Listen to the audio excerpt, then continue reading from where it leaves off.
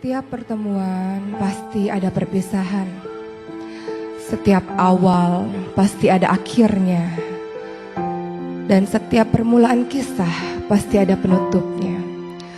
Rasulullah SAW diberikan tugas oleh Allah Subhanahu wa Ta'ala sebagai perantara hidayah untuk umat-umatnya agar mereka menyembah Allah Subhanahu wa Ta'ala.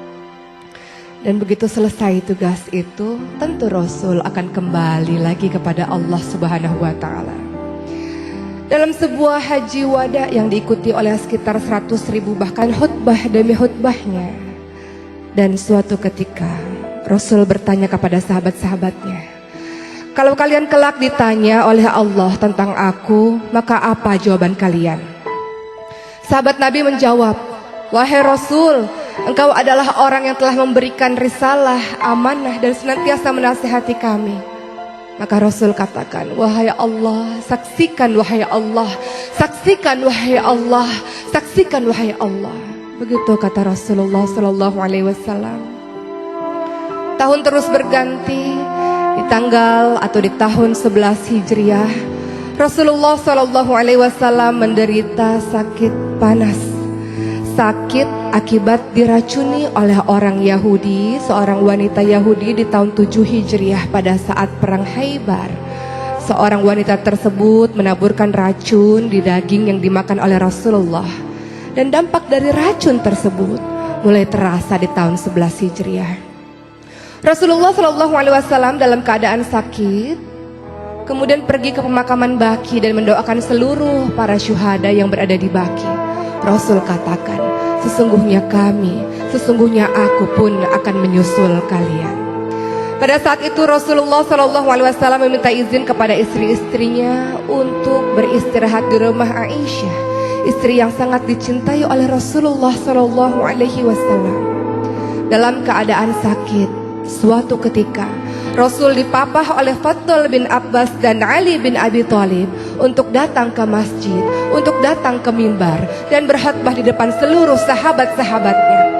Rasul katakan, tidak ada yang aku khawatirkan dengan kalian kecuali pada saat dunia ini dibentangkan oleh kalian dan kalian berlomba-lomba untuk mengejarnya, dan dunia itulah yang akan membinasakan kalian, kata Rasulullah.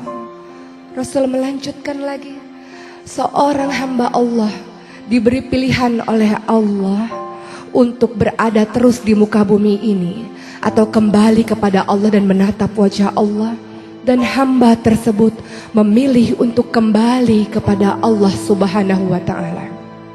Abu Bakar yang mendengar hal tersebut kemudian terseduh-seduh dan menangis, bersimbah air mata, dan ia mengatakan, wahai Rasulullah, aku, orang tuaku, ayahku, ibuku, jiwaku, hartaku menjadi tebusan untukmu, wahai Rasulullah. Rasul berusaha menenangkan Abu Bakar dan Rasul katakan, tenang Abu Bakar, dan tetaplah berada di tempatmu, wahai Abu Bakar. Seluruh sahabat merasa heran dengan kata-kata dari Abu Bakar dan air mata yang turun dari mata Abu Bakar. Mereka kemudian paham bahwa ternyata itulah isyarat bahwa hari terakhir dari Rasulullah SAW. Rasul lebih memilih Allah, Rasul lebih memilih memandang wajah Allah dibanding dengan terus berada di muka bumi ini. Maka seluruh sahabat pun menangis di masjid tersebut. Rasulullah dalam keadaan semakin lemah kemudian dipapah kembali oleh Ali bin Abi Thalib dan Fadl bin Abbas kembali ke rumahnya.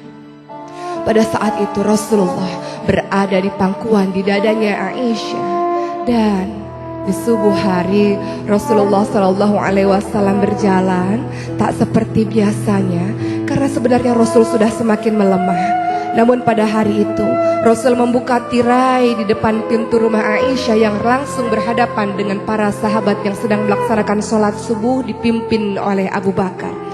Hampir dan nyaris saja seluruh sahabat membatalkan sholat tersebut karena menurut mereka, lihat Rasul sudah sembuh, Rasul sudah segar, Rasul bisa kembali menjadi imam sholat kita, menjadi pemimpin kita. Hampir saja mereka membatalkan sholat tersebut, namun Rasul kembali memberi isyarat untuk tetap melanjutkan sholat itu. Dan mereka mengira senyuman yang dilakukan oleh Rasulullah adalah tanda bahwa Rasul akan kembali kepada mereka. Namun tidak, kenyataannya Rasul kembali ke dada, ke pelukan dari Aisyah, istri yang dicintainya. Dan pada saat itu Fatimah datang ke rumah Aisyah, dan Fatimah biasanya disambut oleh Rasul. Rasul berdiri biasanya, Rasul mencium Aisyah, Fatimah biasanya. Namun apa yang terjadi pada saat itu? Rasulullah SAW dalam keadaan lemah dan tak sanggup untuk menyambut kedatangan Fatimah. Maka Fatimah pun memandang ayahnya. Wahai ayah, betapa berat penderitaanmu wahai ayah. Betapa luar biasanya kesakitanmu wahai ayah. Apa kata Rasulullah? Inilah hari terakhir di mana aku merasakan penderitaan wahai Fatimah. Setelah hari ini aku tidak akan pernah merasakan penderitaan lagi. Rasulullah SAW membisikkan sesuatu di telinganya Fatimah, dan Fatimah kemudian berlari dan menangis sejadi-jadinya. Dan kemudian Rasul mengatakan, kembali Fatimah. Rasul kembali membisikkan kalimat-kalimat kepada Fatimah, dan Fatimah pun kembali tertawa. Dan ternyata di kemudian hari orang-orang dan Aisyah bertanya pada Fatimah tentang bisikan Rasul. Fatimah menjawab, di bisikan pertama Rasul katakan bahwa Rasul akan pergi meninggalkan kita semua. Itu yang membuat aku menangis. Dan di bisikan kedua Rasul mengatakan bahwa aku adalah orang yang paling pertama untuk menyusul ayahku Rasulullah. Dan itulah yang membuatku tertawa. Matahari semakin meninggi dan Rasulullah SAW semakin melemah. Pada suatu ketika ada seseorang mengetuk pintu rumah Rasulullah SAW, dan Fatimah membuka pintu rumah tersebut dan mengatakan, untuk apa engkau datang kemari? Ayahku sedang sakit. Orang tersebut mengatakan, tidak, aku harus bertemu dengan ayahmu. Untuk apa? Ayahku sedang sakit. Fatimah menutup pintu rumah itu dan Rasulullah memanggil Fatimah dengan mengatakan, Fatimah, dialah malaikat maut Fatimah. Dialah yang memutuskan kebahagiaan sementara wahai Fatimah. Dia yang akan bertemu denganku wahai Fatimah. Inilah hari terakhirku wahai Fatimah. Dan Fatimah tidak lagi mampu membendung air matanya. Ia paham bahwa ini adalah detik-detik wafatnya Rasulullah SAW. Dalam keadaan lemah, malaikat maut menjumpai Rasulullah SAW. Rasul bertanya, di mana malaikat Jibril? Dan malaikat Jibril pun datang menjumpai Rasulullah. Rasul bertanya, apa hakku di hadapan Allah Subhanahu wa Ta'ala, wahai malaikat Jibril? Malaikat Jibril menjawab bahwa Allah Subhanahu wa Ta'ala telah menantimu di syurga, bahwa seluruh malaikat-malaikat telah menantimu di pintu-pintu langit untuk menyambut kedatangan ruhmu wahai kekasih Allah. Dan apa yang dilakukan Rasulullah? Rasul tidak tersenyum. Malaikat Jibril berkata, kenapa kau tidak tersenyum? Aku memikirkan umatku wahai malaikat Jibril. Bagaimana dengan umatku sepeninggalanku? Malaikat Jibril mengatakan, aku pernah mendengarkan Allah berfirman, tidak akan masuk syurga kecuali orang-orangmu, umat-umatmu yang masuk syurga terlebih dahulu. Maka perlahan-lahan ditariklah ruh dari Rasulullah SAW, dan Rasul mengatakan, betapa dahsyat rasa sakit ini wahai malaikat, betapa dahsyat rasa sakaratul maut ini. Kalau engkau mau wahai Allah, timpakan rasa sakit seluruh umatku terhadapku wahai Allah. Rasulullah SAW memikirkan bagaimana rasa sakit sakaratul maut umatnya, dan kemudian Rasulullah SAW pun semakin menderita sakit yang sangat parah, seperti dicacah oleh pedang rasa sakaratul maut tersebut. Dan apa yang dilakukan oleh Rasulullah? Rasul mengatakan ingin kembali kepada Allah. Tangannya kemudian ditunjukkan ke atas, la ilaha illallah, la ilaha illallah. Dan itulah akhir hidup dari Rasulullah SAW. Aisyah bingung, Aisyah merasa bersedih. Kemudian ia berlari di depan pintu rumahnya dan mengatakan, Rasulullah telah wafat. Rasulullah hari ini telah meninggalkan kita semua.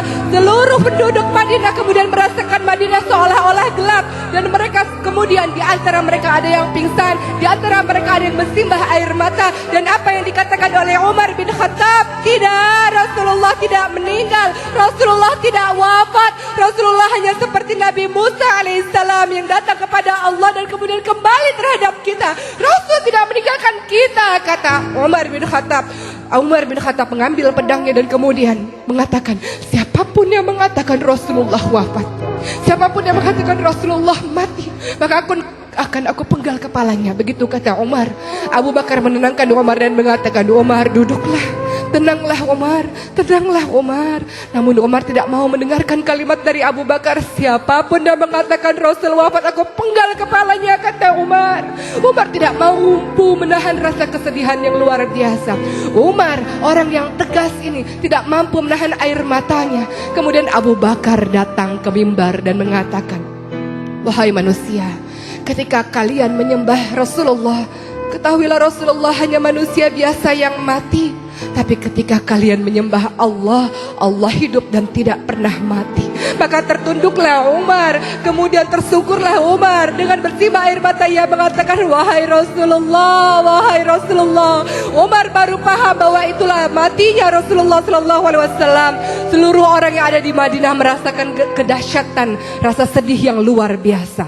Dan ketika Rasulullah SAW dikuburkan, Fatimah mengatakan kepada Anas bin Malik, tega engkau wahai Anas bin Malik, engkau menguburkan Rasulullah, engkau menaburkan debu dan tanah di wajah suci Rasulullah. Tega engkau berlaku seperti itu wahai Anas, kata Fatimah.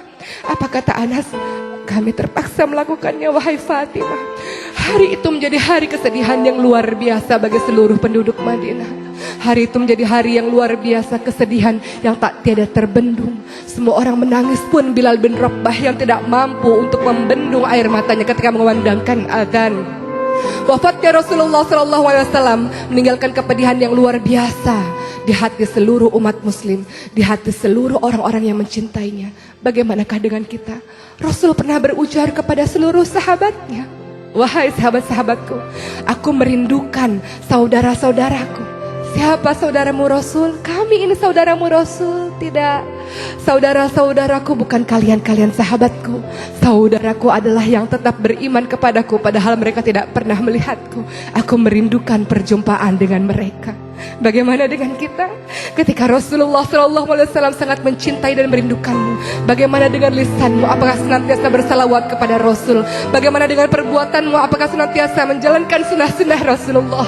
Bagi kita yang mengaku cinta terhadap Rasulullah, tenang, kita akan kembali bertemu dengan Rasulullah, karena Rasul senantiasa menunggu kita di telaganya Allah, di syurganya Allah. Rasul merindukan kita, mencintai kita, dan Rasul berharap kita mengikuti semua sunnah-sunnahnya agar kita bisa kembali kepada orang yang paling kita cintai. Siapa? Rasulullah Sallallahu Alaihi Wasallam.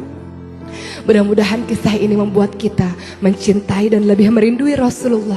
Dan ingat, setiap perpisahan di muka bumi ini akan ada pertemuan yang abadi kelak, di mana? Di syurganya Allah. Jangan ada air mata.